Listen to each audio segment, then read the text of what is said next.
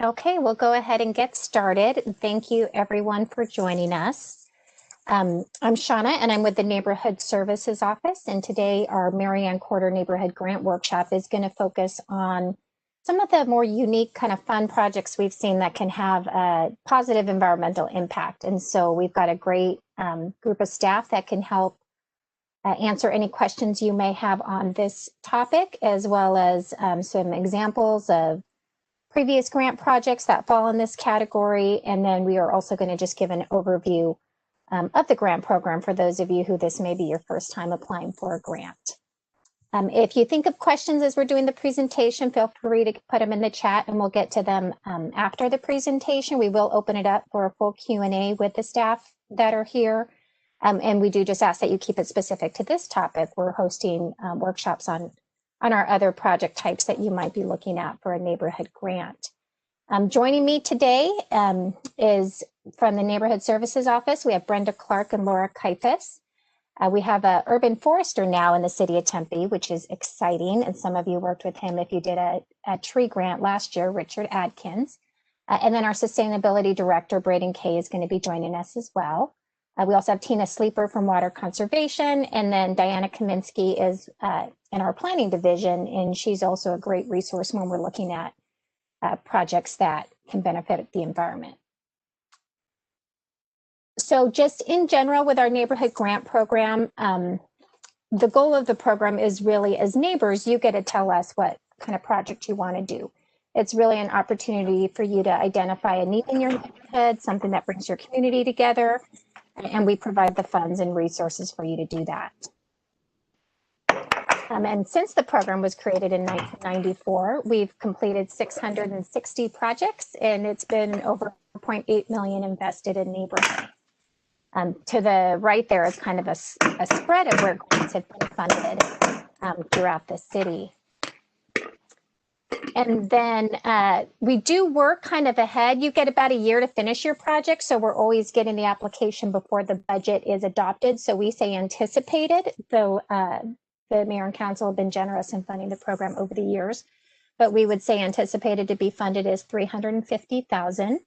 And then Tina will speak to this a little later, but water does put aside some funds that just help free up some of the other funds, but it's for projects that are specifically meeting some water conservation criteria that they have. And then new this year is the increase to the maximum grant amount. We see that some construction, some different projects can cost a little more. So the grant amount right now is $20,000. And then for our homeowner associations and crime-free multi-housing communities, there's a match of at least 25% of the requested funds required. For our voluntary neighborhood groups, there is no match. As far as who's eligible, as I had mentioned, we have our voluntary neighborhood groups. Currently, we have 82 registered with our office and 139 of our homeowners associations, as well as for our crime-free multi-housing properties that have been have gone through that program and been fully certified through our police department. And so again, just kind of generally what you're looking at is a project that benefits the entire neighborhood versus individual residents. One-time expenditure, and then again, you get that fiscal year of the cities from July to June to complete it. What can't you apply for? For our homeowners associations that have other resources, it can't be for maintenance projects. So you look at roofing repair, kind of common ground pool maintenance, those aren't available through these funds. And then because it is a one-time expenditure, something you'll see in the grant application is we ask you to address how you will maintain that going on, because the project does not come with any of those maintenance funds. And then for any kind of items where it's a code violation, you can't use the neighborhood grant funds to correct it. So who do I involve? And you'll see this repeated throughout, is that because it's a project that really should benefit the community, it should represent the community's voices. So we want you to talk to your neighbors. They need to know that, hey, did you know as a neighborhood, we can apply for $20,000 each year. You know, what are your ideas? What do you think the neighborhood needs? Give them a chance. Or you guys have goals as neighborhood. I know some of our neighborhoods, you know, talked about, we want more trees in the neighborhood. Well, then you can put it out there and say, hey, we're thinking of trees. Give us your comments, and or do you have other ideas? And then really as a neighborhood, you're deciding on that final selection of what that project looks like. Now we know that community input can look a little differently right now. We aren't hosting a lot of our in-person neighborhood meetings or anything like that, but as Neighborhood Services is here as a resource, so we are happy to help you figure out how to best do that virtually, how to best really connect and talk to your neighbors in order to get their input into what a grant project might look like. So irregardless of what type of project, Neighborhood Services can help you with that communication and figuring out what you want to do. And as far as what you submit, kind of the nuts and bolts of it, is we do have an online application form this year. And so that's going to be kind of the basics, how we get a hold of you, who's kind of leading the grant project, where is the grant project, what it is. And then for all of our project types, you're looking at bids that match what you're asking for. Some before pictures, all of the funding decisions are made based on what you turn in. So the more information you can give that really tells that story of why this is a great benefit for your neighborhood, then really the better. Depending on the type of project, some of our landscape we'll talk a little bit about today, you might be required to do some more formal plans. And then again, proof of community involvement. How did you talk to your neighborhood? How were they involved in selecting a project? And then again, we're holding different workshops for different types of projects. So each of those will come with unique mandatory requirements. So today, again, we'll talk about kind of a different, it's not a specific type necessarily so much as that they benefit the environment, help us with some of our climate action goals. But you'll see online at tempe.gov/neighborhood grants, I should have mentioned we are recording this, but we're recording all the sessions so that you guys can go back and look online and see what the presentation went over for those mandatory requirements, what the questions may have been from your fellow neighbors. And so we've already hosted 2, and then we'll have 2 more upcoming that we'll give you the details for a little later, but you can find everything there on the website. So what is evaluated? What are we talking about? So again, funding decisions are made by city staff based on what you turn in. So we need to see that we can understand. So is your project described in a way that's kind of brief, to the point? We get what you want to do. We shouldn't read a description and still figure out what are you asking for. So, make sure that you're telling us the project kind of and how it benefits that neighborhood, that you're able to finish it in a year, how, maintenance you're looking at. And something that is one of the criteria that is evaluated every year is, does it provide an environmental benefit? So water, energy conservation, shade. When we talk about complementing other projects, and Richard can talk more about this, but we have a goal for an amount of, they call it an urban canopy. So how much shade is in the city? And so we've had successful grants that talk about how they're going to help with that, or how, their neighborhood may not have a lot of shade, so the trees really help. And so that really helps in increasing your chances for funding, is when it can link to those goals and tell that story. You can coordinate with other associations. So each association is eligible for up to $20,000. If there's a neighborhood that's adjacent to you, you guys share either a park or maybe a street, something that is kind of a shared common space, then you can submit a joint application, which just helps you do a bigger project. And we'll show you some examples of that. And think outside the box. You may be a neighborhood association, but you're right next to a HOA. So how can you guys work together on that same space? Maybe look at kind of who's the community around you and maybe how they could partner in a project that really benefits everyone. So now we get into kind of the fun projects, and I'd also invite any of the other staff to jump in that have been involved or want to speak to anything I'm going to show, and then they'll all be given an opportunity as well just to share some of what they know with you. So this is the University Estates neighborhood, and this is over along College and Broadway. And they were one of our first neighborhoods that applied for street trees. And you can see the difference when they plant to what it looks like 15 years later. And with some of these grants, keep in mind, if you applied for it once, but you didn't get all the homes, apply the next year. They really saw, once some were planted and people saw the benefits, I want to say it was maybe 5-6 years later, they applied for a second grant for street trees, because so many people were like, hey, I didn't get a tree that time. How do I get one? And and talk to the neighborhood leader to say, we really want to, we want this on our street now, or we want it in our house. And so you can really see the benefit, and really for the community, how that makes just that lovely space of where they can walk and have shade. And then the other benefits that Richard could speak more to. But as far as even how that helps with air quality and everything else that a tree can help with. And there's different types of trees in different types of neighborhoods. So you'll see University Estates happens to be a flood irrigated, so they get big growth fast. Others, it might take them a little bit longer. These are two more recent ones. So in the Escalante neighborhood, a river runs from Apache to University and goes near the school and the park. So they wanted to put in some trees to kind of make that walk more shade. So you'll see these are just recent, so in their infancy, and it depends when we took the pictures. Sometimes it's winter when they aren't so big. And then in our Brentwood Cavalier neighborhood, you'll have some different landscape in the front. So Richard is a great resource to help you figure out the right tree. And so what tree fits in your neighborhood, what's going to thrive and do well and provide good shade.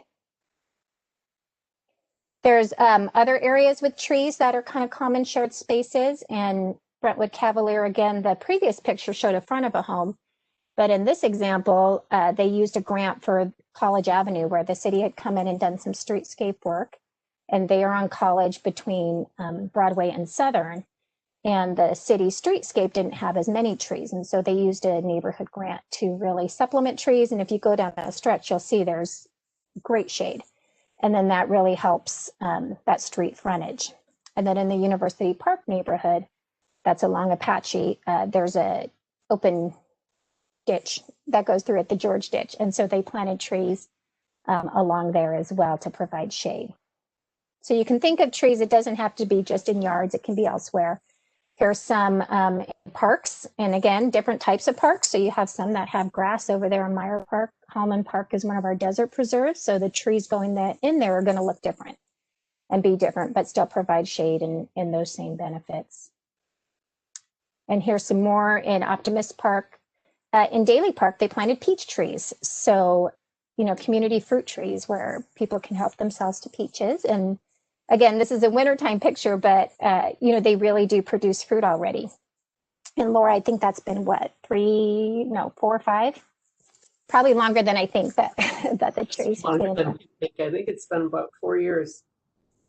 And so those are doing really well and producing fruit already. Other ways of providing shade besides trees is these are kind of, so with 20,000 you can build a lot, but you don't realize how expensive some of our different shade structures can be. So these are kind of some different ramada type without being the full ramada that can provide shade. In Clark Park, in their garden there, it was to the left, you can see that was designed by an artist, but still provides shade. It's Tom Stritch, who's a great local artist. And then to the right, that's in Goodwin Park, and you can see it's kind of more like a cantilever, but still provides that structural base. And in this case, provides kind of that respite and shade there for the picnic bench.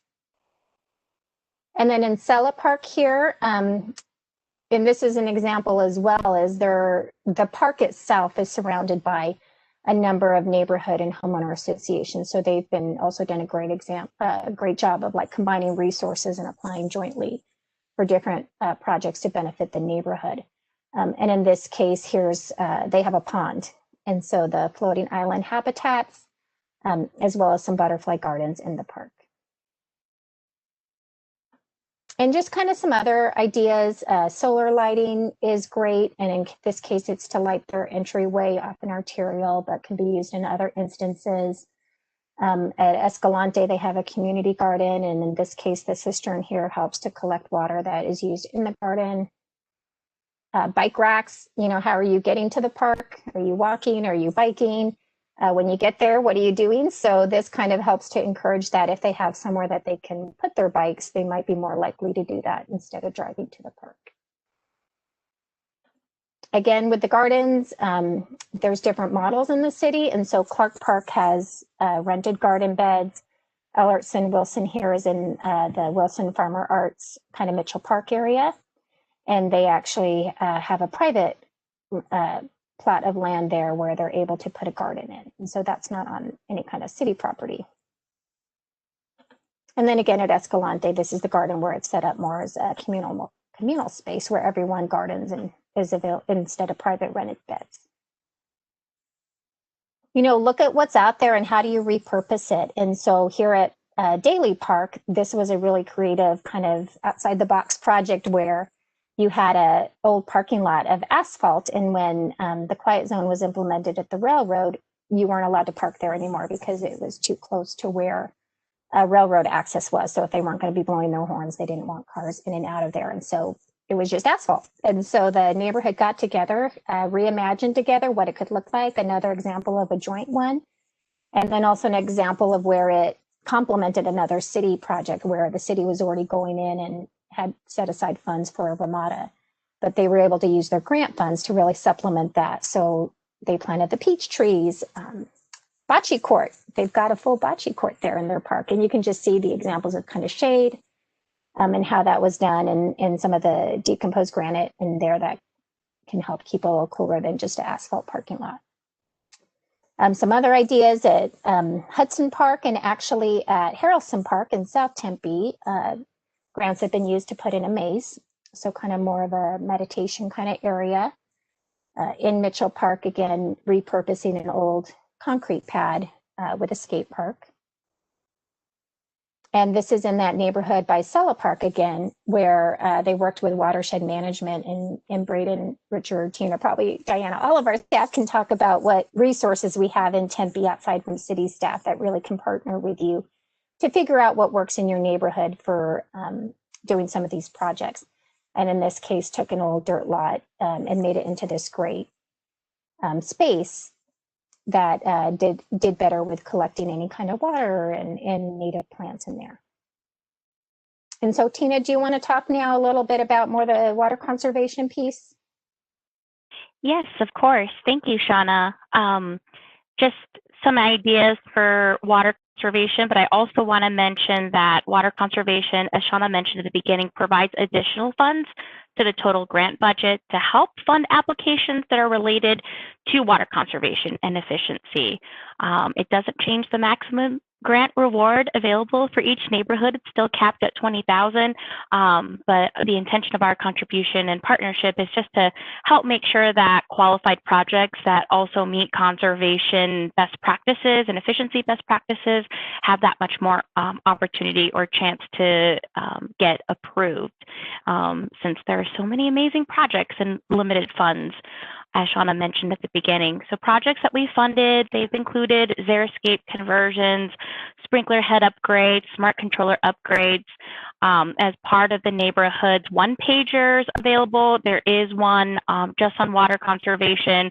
And so if you're thinking of a project like a high-efficiency upgrade or a xeriscape landscape conversion, I recommend that you take a look at that just to see ideas, as well as look at the landscape one-pager, of course. So I will just mention on that one-pager, you know, HOAs and multi-housing communities that want to increase landscape watering efficiency, you also need to participate in our free water budget education program. And that's just because we provide this education on comparing recent water usage with the estimated water needs of the landscape. Just because technology is only one element of efficiency, there needs to be some education and understanding as well in terms of what the landscape plant water needs are. So I wanted to mention that we'll actually be featuring one HOA, Lake Park Villas, that has worked with us on neighborhood grants the last cycle, as well as some other water conservation programs. We'll feature them and have some pictures of the work that they've done and the outreach they've done with their community to link their project to water conservation efficiency in the January water conservation newsletter.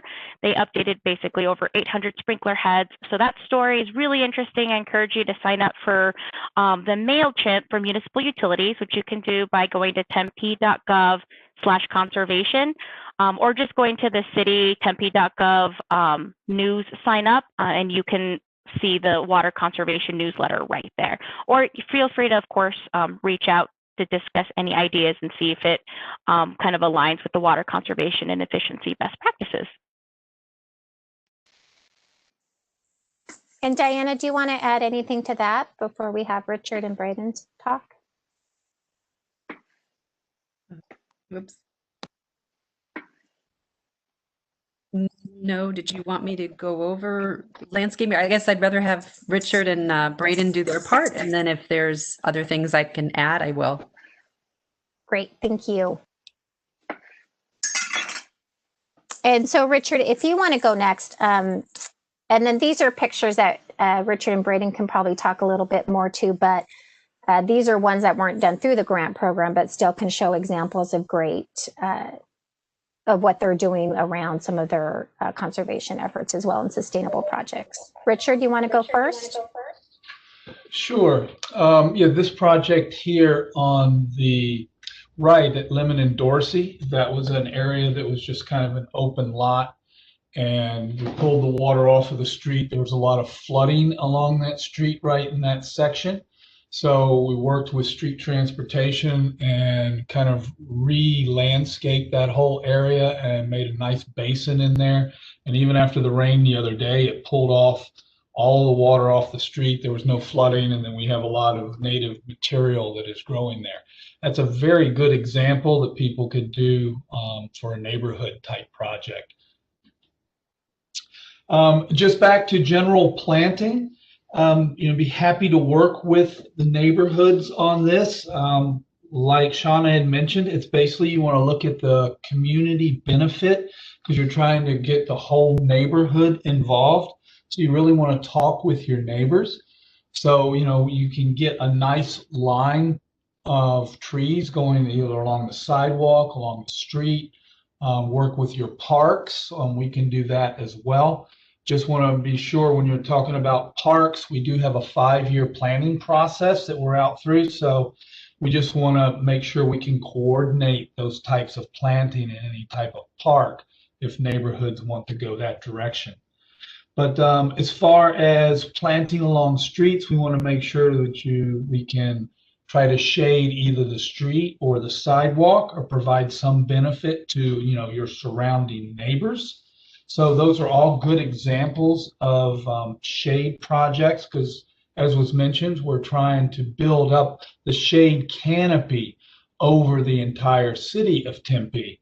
And whereas the city actually only maintains a small percentage of the land base, it's got to clearly be a private-public partnership as we try to increase to our canopy goal of 25% by the year 2040.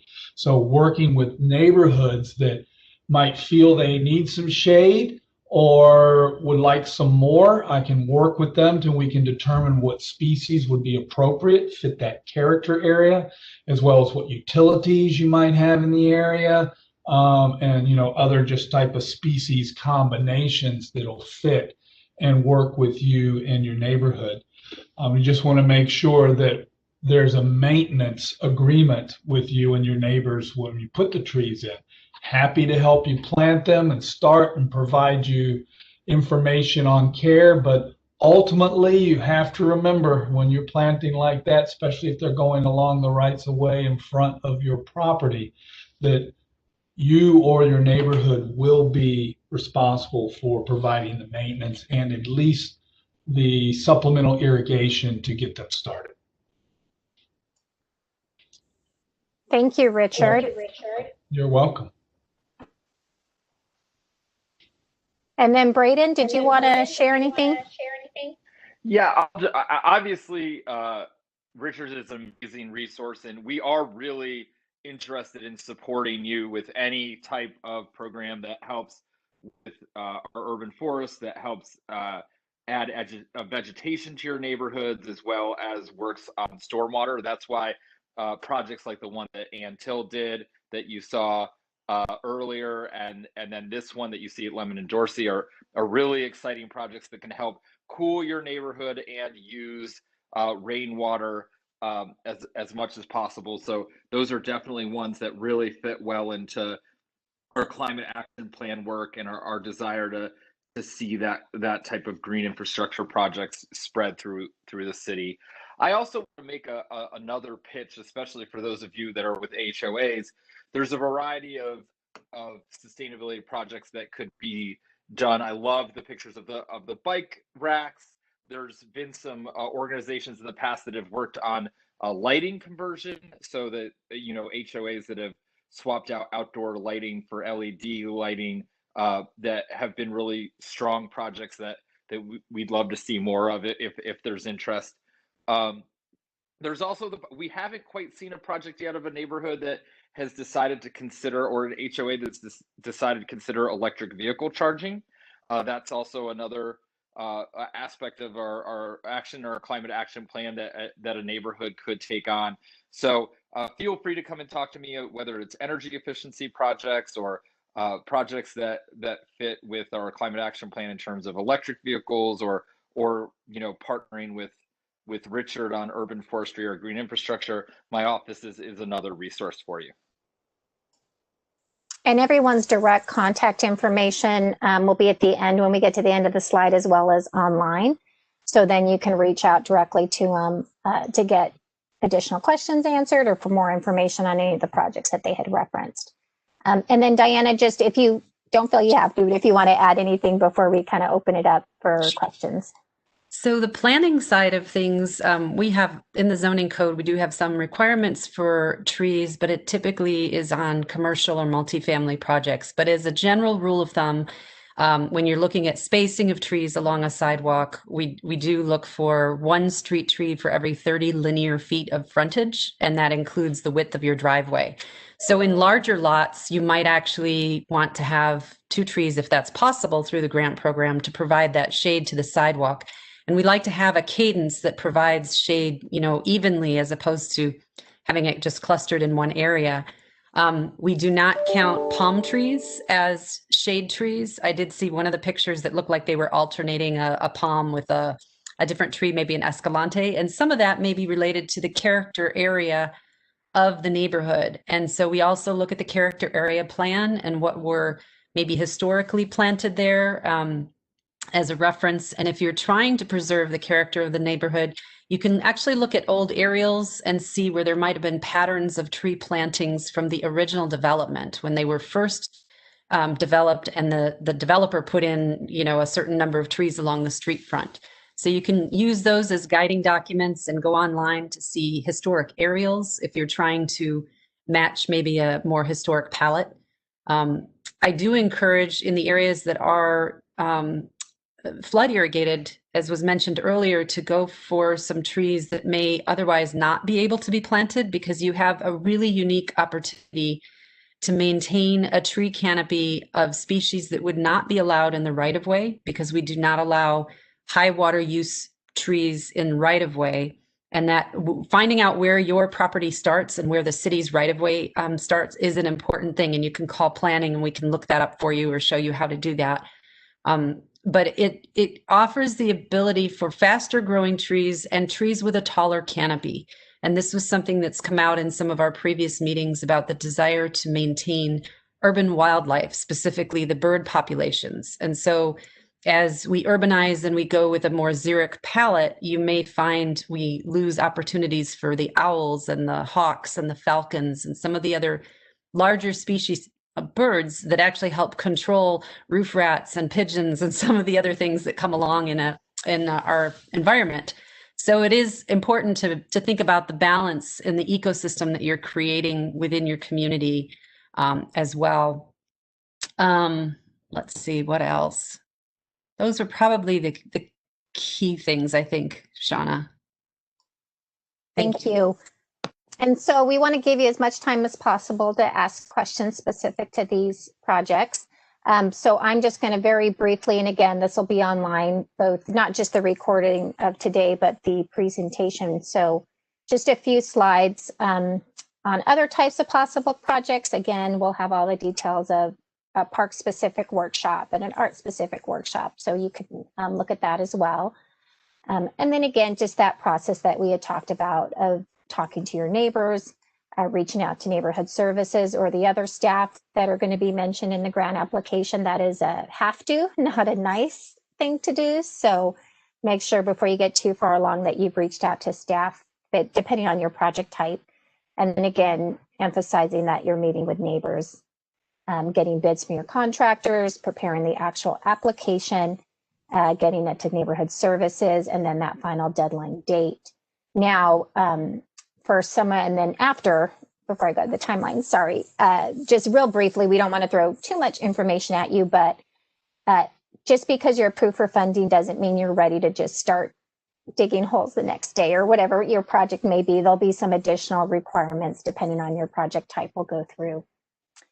And then also depending on your project type, you might have some additional requirements. So that's why it's so important to go look at them.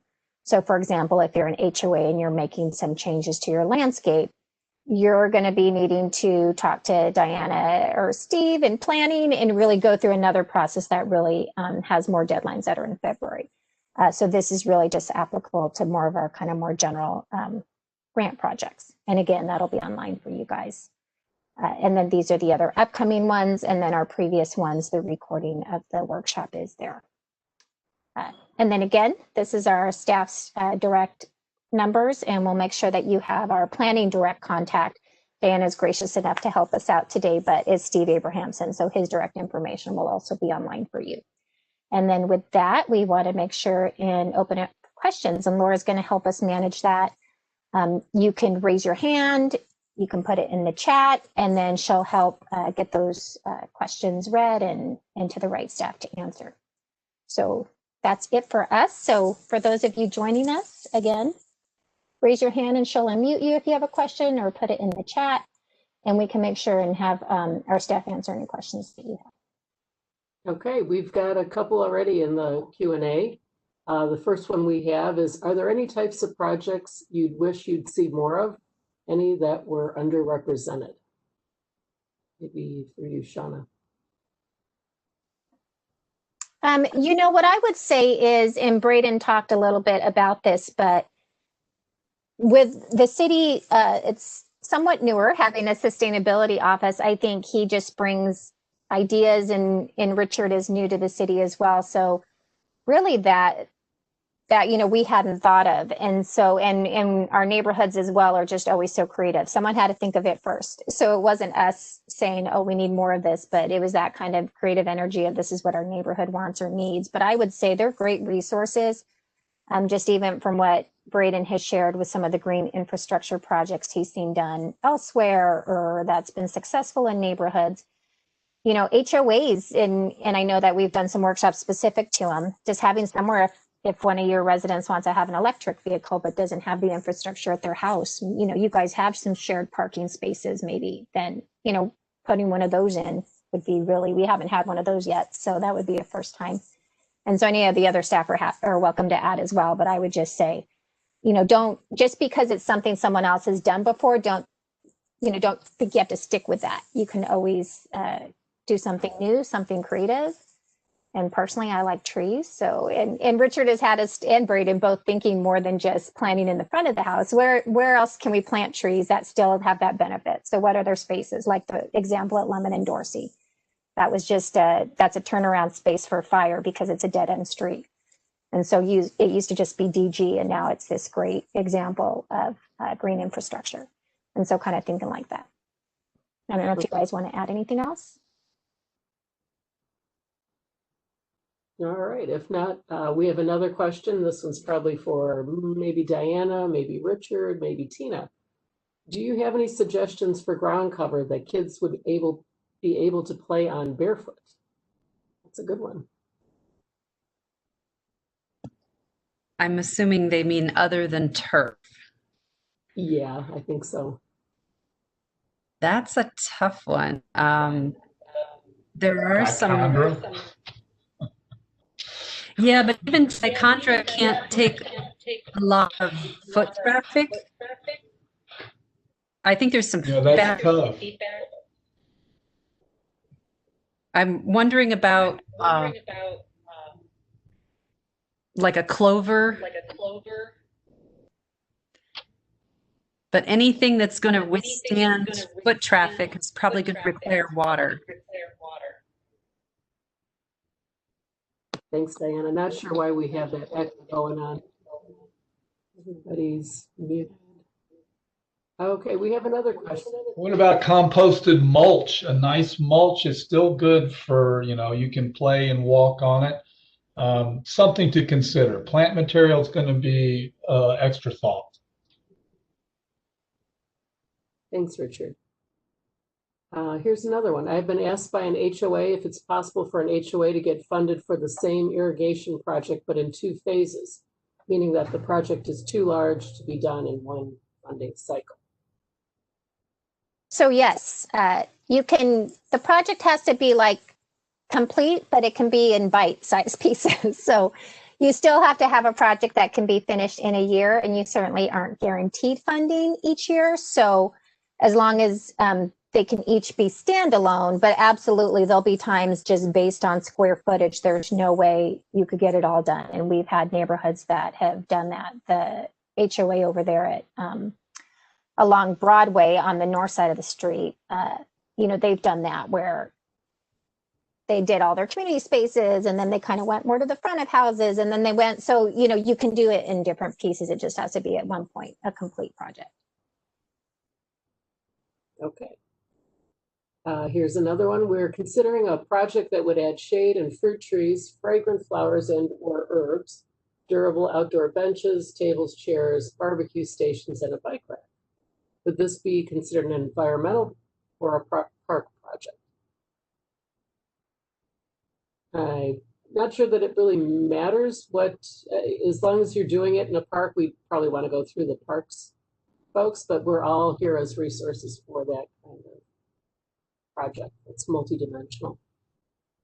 And the grant itself the grant application is for any type of project. It doesn't matter. So I wouldn't focus so much on your type of project.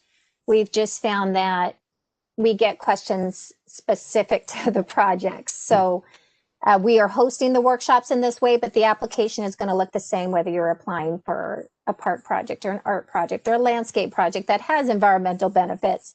So the idea here is just to throw out some creative ideas of ways you can approach a grant, not that this is a category you would have to fill out separately. And so we'll take care of the work on the back end of how we might sort or do that, but you just fill out the same application. And so again, as Laura had mentioned, if it's a city park, then our parks department is going to have to approve it, whether it's one that has a benefit for the environment or not. So that's where we get kind of more into those specifics. And so you can always reach out to neighborhood services and we can help you navigate it. When it does you feel like it's grouping a lot of things, but in the end, you kind of have that same goal of maybe a community space that's shaded and helps benefit in that way. Okay, so we have another one, and this is probably one that we get asked a lot. How can I get more community involvement? I can start with that. It's tough. It's a little bit tougher now with the COVID, but in some ways, actually, I think it has helped us because people are more intensely on their computers. So if you have a Facebook page, that's certainly a good place to start, or Nextdoor. We've even had some people go kind of low tech and make homemade yard signs and ask for people to get involved and take surveys and do that sort of thing. So using SurveyMonkey, just, your word of mouth, your email lists that you already have. And then we'll set that meeting up for you, that virtual meeting. Shauna, you want to add? Yeah, I would just say also giving an option for those who maybe aren't tech savvy. So we're here as a resource. And so we can help you with flyers, with mailings, with door hangers. And in that, when our neighborhood leaders communicate, just be willing to put your phone number out there because, they aren't going to have the option to necessarily drop in on a meeting if they don't have access. Yeah. And so we've had a lot of our neighbors that are happy to do that because it's neighbor to neighbor. We aren't advertising it all over the city. And so just letting them know they can also reach out by phone if they're more comfortable that way. And some people have had, for example, during some GAIN events, and this was more a food drive, but you could do it for ideas for grants, just a box in their front yard if they're comfortable. And we don't want you to do anything you're not comfortable with, but having people write on a piece of paper, drop it in the box kind of thing, or, in a way that can be sanitary. And so low tech with the combined high tech that we're here to help you with as well, I think is a great way to get input. Absolutely. On almost every postcard we put out right now, we say, and if you have any problems getting online, call us and we'll make arrangements. We're not afraid to print things out and drop them off. I mean, we can make that happen for you. So don't let it stop your imagination. Okay, we have another one. Who would help with plant, not tree selection?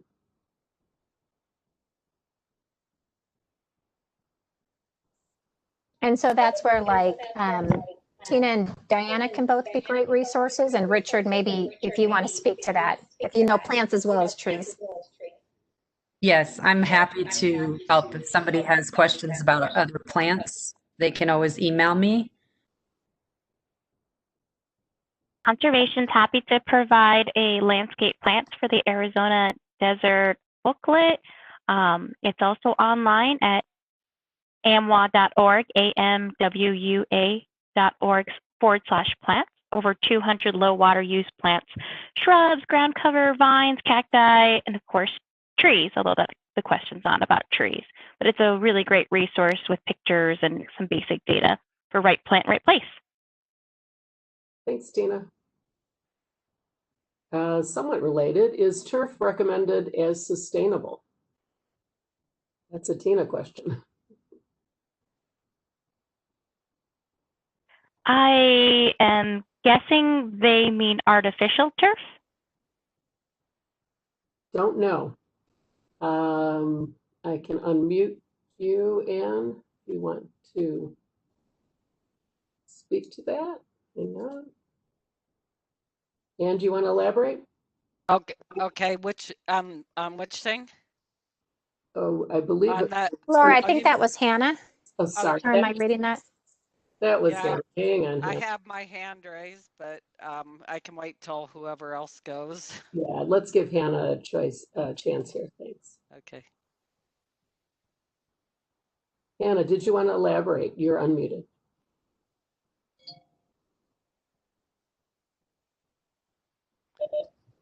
She does say in the questions that she does mean artificial turf, that she doesn't have a microphone.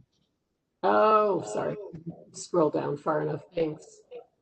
Thanks for that question, Hannah. Yes, it looks like Hannah. If you'd like some information, I'd be happy to send you some articles on artificial turf that we've put out through Water Use It Wisely. Since it's not a living plant, it doesn't provide some of the benefits I think that's been discussed that plants provide. But from the conservation perspective, whatever decision folks make, we try to provide resources on how to do it the best way.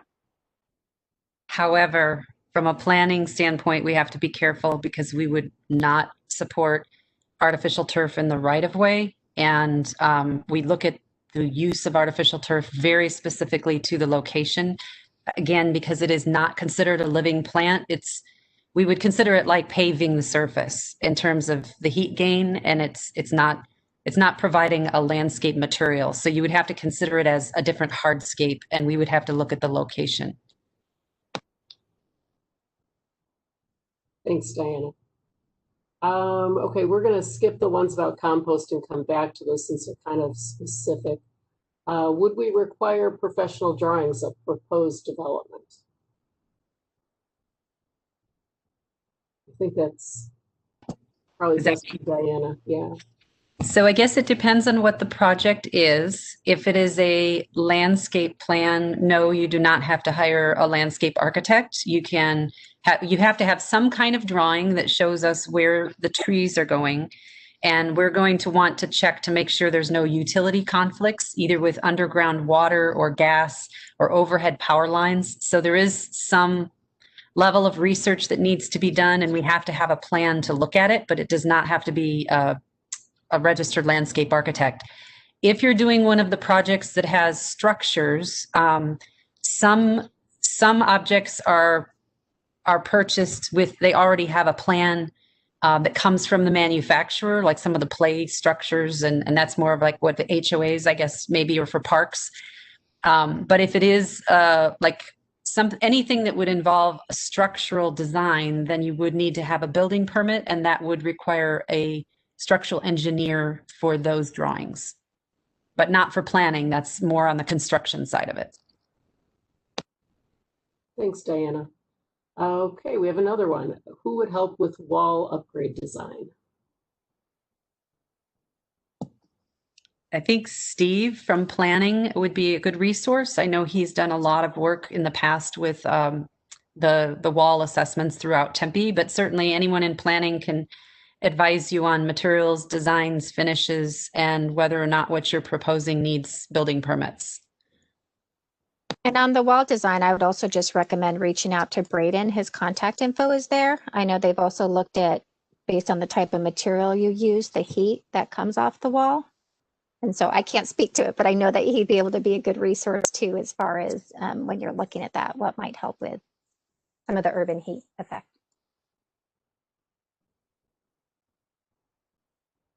Okay.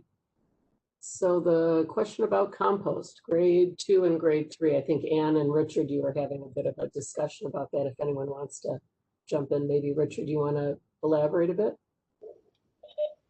Well, what I saw was, I thought the question like number 3 compost for being able to walk on and play on, which that can be fairly fibery and kind of larger chunks. I think the number 2 is a little bit better. Number 1s are way too fine. That's more of your garden type soil. But your number 2 type of compost would be better, I think, if you're trying to do like a ground cover type of thing, what the question was going to. So that was just my answer back to that. Number 2s are better. Great, thanks so much. And this is until if you want to see an example of grade 3, that little space that Shauna showed in her presentation at Curry has grade 3 in it. If you want to see how walkable it is. So that's Curry Elementary School, and so that is just south of Broadway and east of McClintock. Yeah, it's the space below the parking lot. We made a pocket park. It's also an example of landscape plants, and if anybody wants the plans to see how we did a landscape, I'd be happy to share those, just to get an idea of what we submitted for our neighborhood might be useful. Thanks. You bring up a good point, Anne. All the successful applications are posted on our website. So if there's any that you are just kind of wanting to browse through and see what they submitted, tempe.gov/neighborhoods is your resource for that. Yeah, that you can see everything there. Yeah. Any other questions? If people are done, I got a couple, but. Okay, Anne, go ahead. Okay, so I have 3, so I'll ask them and then maybe you can answer. Okay, for the irrigated lots, I think it was Diana mentioned that you could have, less water friendly plants, more selection. So I don't know if it's okay, but I would suggest fruiting mulberries. They are not pollinating, they don't affect allergies, but that was one thing I wondered if that was okay. So for those areas that have flood irrigation. And then I also wondered how people usually handle the watering of these spaces that are added, since maybe there's not always a hose nearby to water them, since a lot of times you can't really get irrigation into some of those areas, like say if you're doing like we're looking at an area that's along Los Feliz by an alley, so there would be no water close by that we could just grab a hose. And then third, this is a little bit more specific, but there's an area by along Los Feliz that's part of McClintock High School by their football stadium. and they have all these orange trees that are dying, but they're obviously already got irrigation. So some of our neighborhoods have talked about approaching the school and seeing if we could use a neighborhood grant to take those orange trees out and put something more shade friendly in. And so is that an okay project? It's on school property. It's right on the walkway though. And it probably already has irrigation if the school's interested. So those are the three things that, But I'll take number two. yeah. I can You're talking about how do we get water to places that don't have irrigation, and how's that been done? For example, on George Ditch, there's no water, so the neighbors have taken that upon themselves to get water to those trees. I mean, literally with buckets, hoses, and that sort of thing until they get established. Pretty much the same thing in some of the small medians and the traffic circles.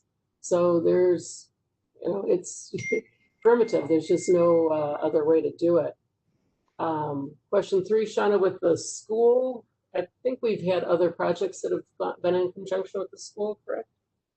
Yeah, so similar, and to when, and for everyone's benefit, when you worked with Curry Elementary, as the school district has to, if they're responsible for maintaining that right of way, then they have to agree to the project. But we have had projects on school property as long as they show the community benefit. So for example, where it's on a neighborhood street like that and everyone gets a benefit from the shade and the trees, there's, you can tie that in, but they just have to approve it. And I would just add, something you have to think about when you're looking at projects is that maintenance and the operating costs. So if it's in a location that doesn't have water and you're asking someone else to water it, that has to be kind of figured out ahead of time, and whether the cost has to include irrigation and who's going to pay the water bill. And is it the neighbor on the corner, the neighbor next to the right of way, or is it the city? And so that's all discussions that has to happen. And just one final thing, Diana, and then we'll have you address mulberries, is there are no plantings allowed in alleys. So that is kind of a hard and fast rule from our solid waste group. Certainly some of the streets leading up to our alleys are right of ways, but in the alley itself, it's against our city's solid waste code. So no planting in the alley proper. I'll just make sure everyone hears that. And then we won't get in trouble with solid waste. Diana, do you want to talk to the type of trees? Sure. Within the zoning code, we do have restricted trees, and that does include mulberry, olive, because they're high pollen producing. Now we have allowed non-fruiting olives that are hybrid that don't produce pollen, but I think if the intent was to plant mulberries, I don't believe we allow those. There may be an exception for single family. I would have to check the code for sure. But as a general rule, we try to avoid the species that are going to cause allergen problems to people in the community. So that would be something we would need to look into. Okay, so we want to be respectful of your time. So again, thank you guys so much for joining us and for all of your questions. Again, direct information is there on the screen, but it's also on the website. So all of our city staff are familiar with the grant program. They've participated. So for kind of more your basic grant questions, that's your neighborhood services office, but then for specific to any kind of projects or ideas, then the other staff there are resources as well. And you'll see on our website staff for all the additional other types. And as I think Tina had mentioned as well, you're going to see kind of one-page cheat sheets for the projects that really go into a lot more depth. And so those are also resources in addition to the workshops that we post online. So again, thank you so much for joining us, and we look forward to getting a lot of grants. So please, do work on those and reach out. And again, we're happy to help you with that outreach. Thanks all.